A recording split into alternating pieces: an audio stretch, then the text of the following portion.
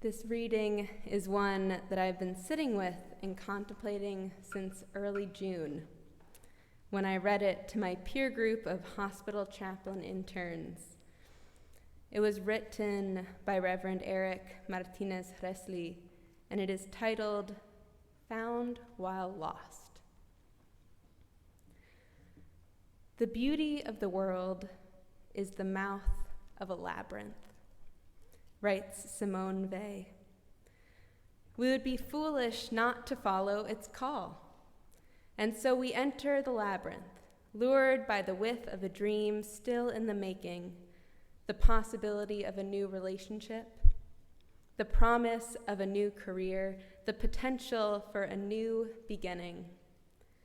We can never be sure what we will find once inside, but this much is certain. There will be times when the beauty of the world, and with it the entrance to the labyrinth, unexpectedly disappear. Some relationships will disintegrate, some careers will dissatisfy, some beginnings will disappoint. Unable to find the labyrinth's opening, we often find ourselves in frantic search of an escape, fumbling for the next step, tiring ourselves out in the process, disheartened, dispirited, we feel disoriented, we get lost.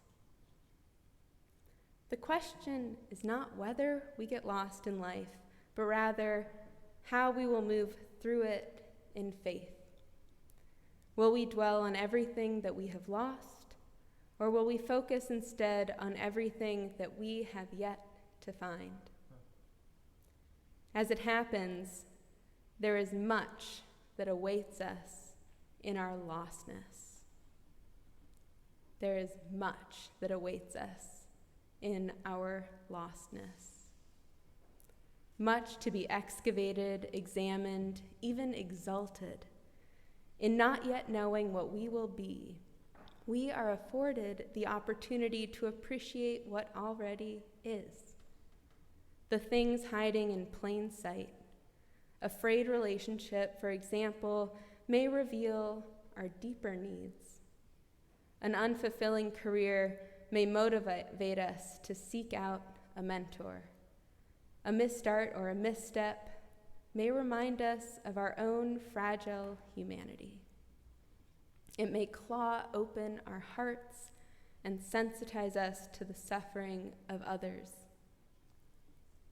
When lost, perhaps the greatest question our faith asks us is this: how will we be found?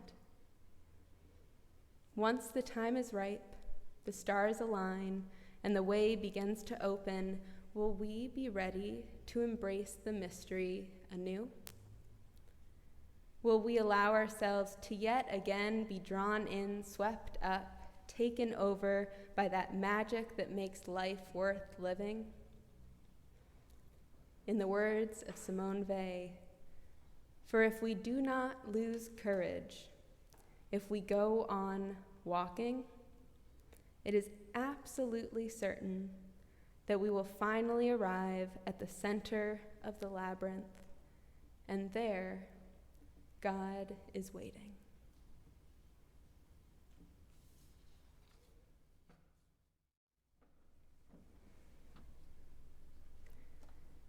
In Reverend Martinez-Resli's words, there is much that awaits us in our lostness. There is much that awaits us in our lostness.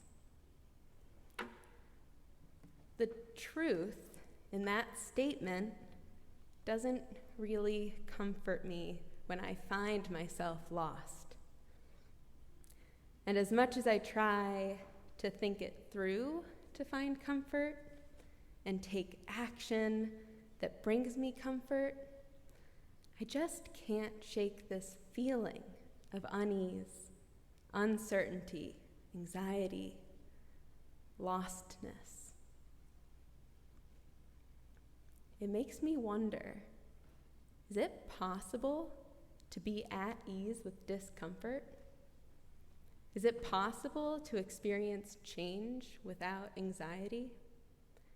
Is it possible to transform without the growing pains? Probably yes. Better people than I have undoubtedly figured it out. Please see me after the service so I can take notes. Because my answer is no. From my own experiences, and those of others whom I have had the honor of walking with in their moments of life changes, the feeling of change, the way it moves in our bodies, isn't very pleasant. And I'm quick to judge unpleasantness as a bad thing, a result of wrongdoing. But I wonder if there's another way to write the narrative of change into our lives. I want to go back to the image of the labyrinth from our reading. When I first read this aloud back in June, my internship supervisor asked me, "What is the difference between a labyrinth and a maze?" Well, when I think of a labyrinth, I'm brought back to past movement meditations, following the curves of a path with the center in sight. There's no wondering whether one will make it to the center or not, but there is a winding path towards that goal. If you keep moving forward, you will eventually reach the center. When talking about a maze, however, I am faced with unknown and uncertainty. Where is the center? And which path must I take to get there? I might hit a dead end on my way and have to double back. There is mystery in the maze. Unsatisfied with this distinction, however, I dug a little deeper and learned that labyrinth is actually an umbrella term, under which there are two types, a maze and a meander. So that single path, keep walking and you'll reach the center, labyrinth, is a meander. And the complicated game-like labyrinth is a maze. I find this fascinating. Not only because I love learning new things, which I really do, but because of how meanders and mazes have been used historically and metaphorically. Mazes have been traced back to Egyptian and Greek constructs, though the Greek myth of the Minotaur in the maze is how the word labyrinth came to be.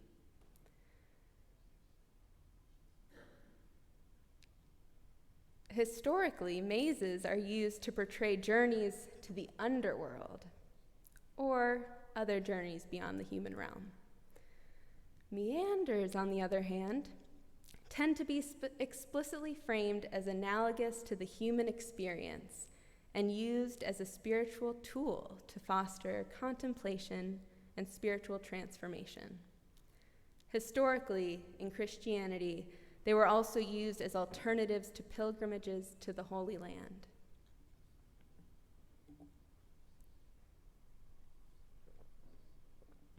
So, the labyrinth, with a clear path to the center, leads to spiritual transformation.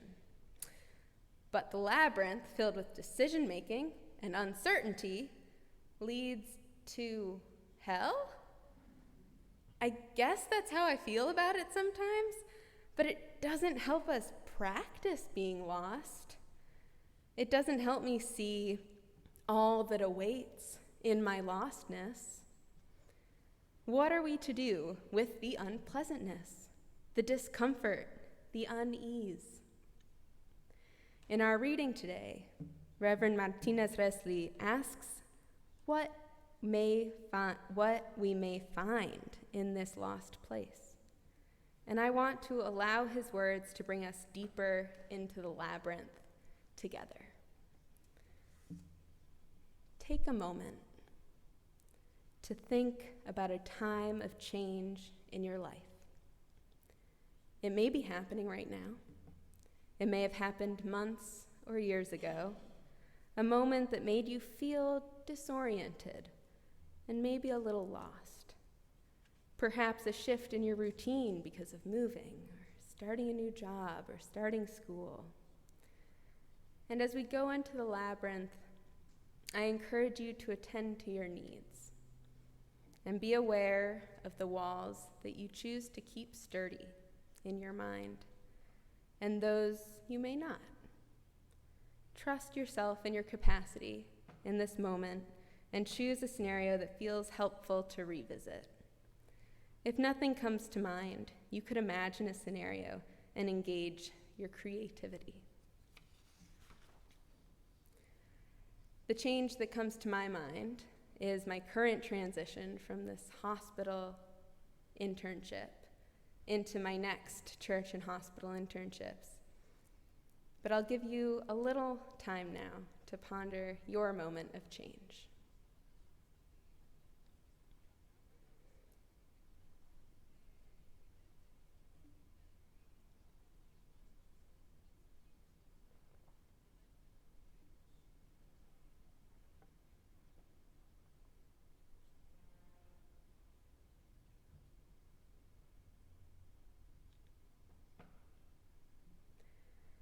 As you sit with this moment, I have 2 questions for you to consider. I'll go one by one and give you some time to answer for yourself.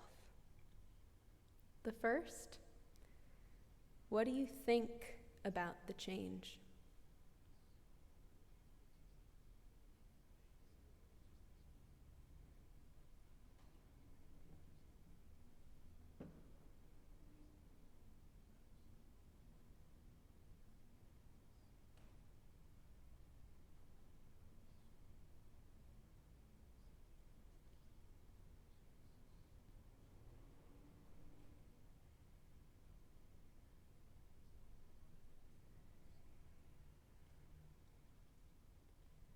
The second, how do you feel about the change?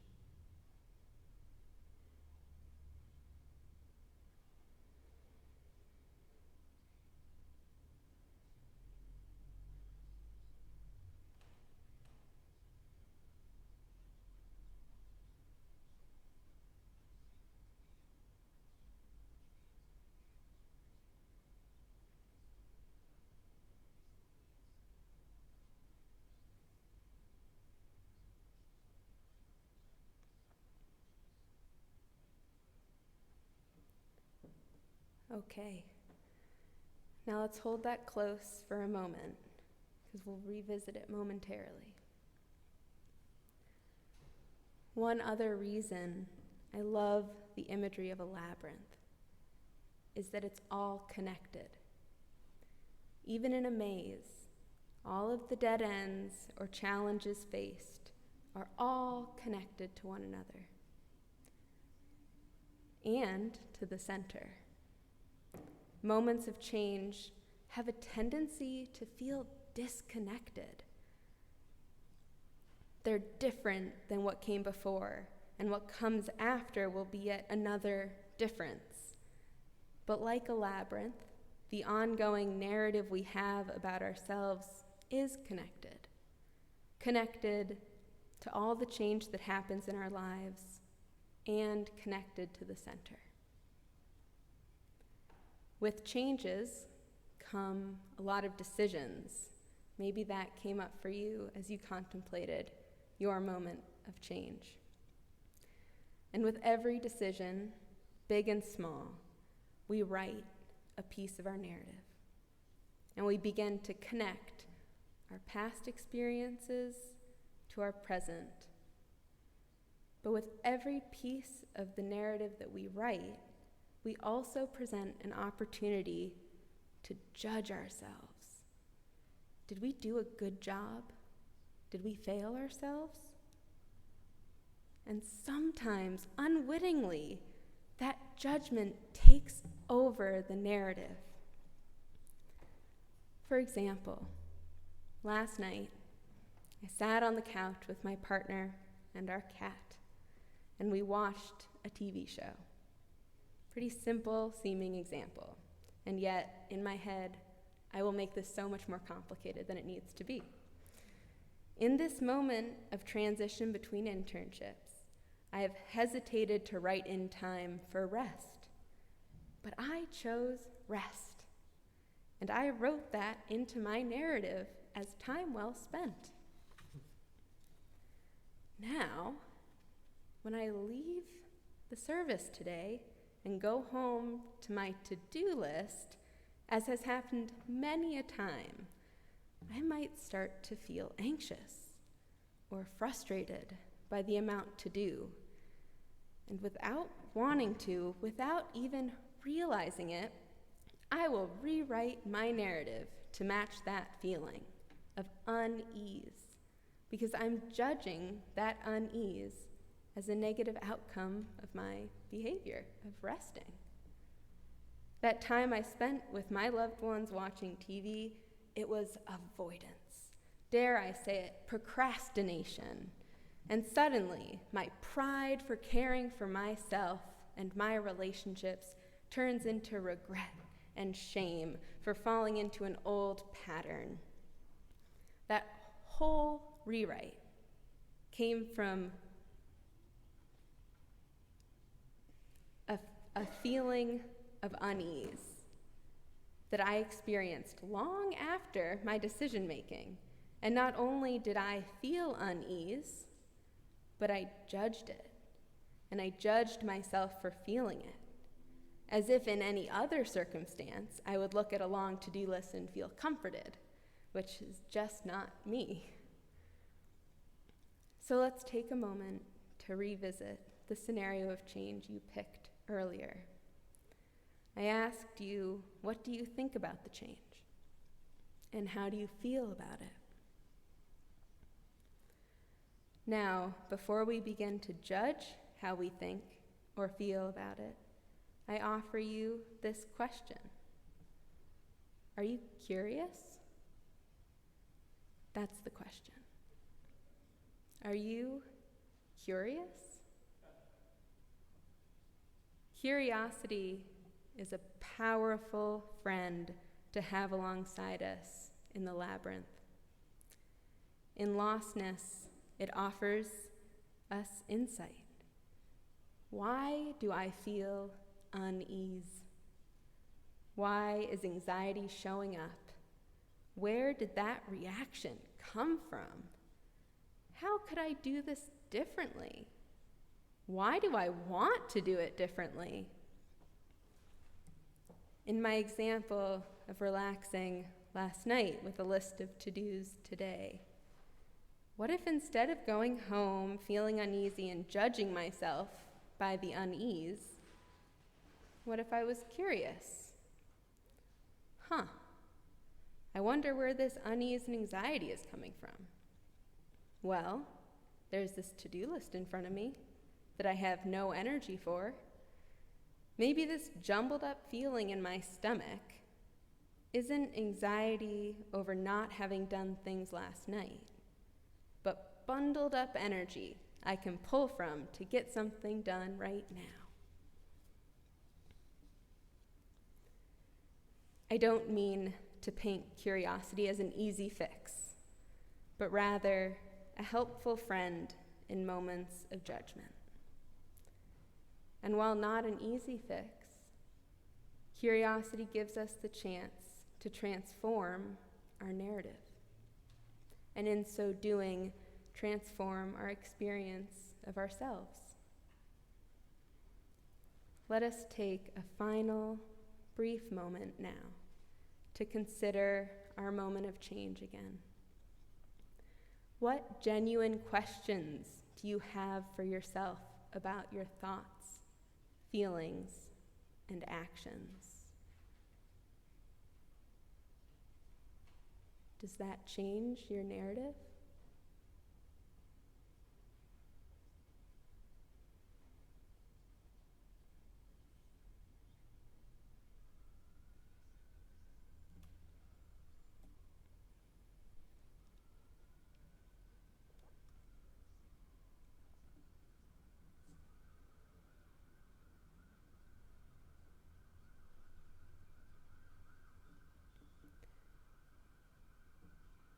when we are lost in the labyrinth, there is much that awaits us.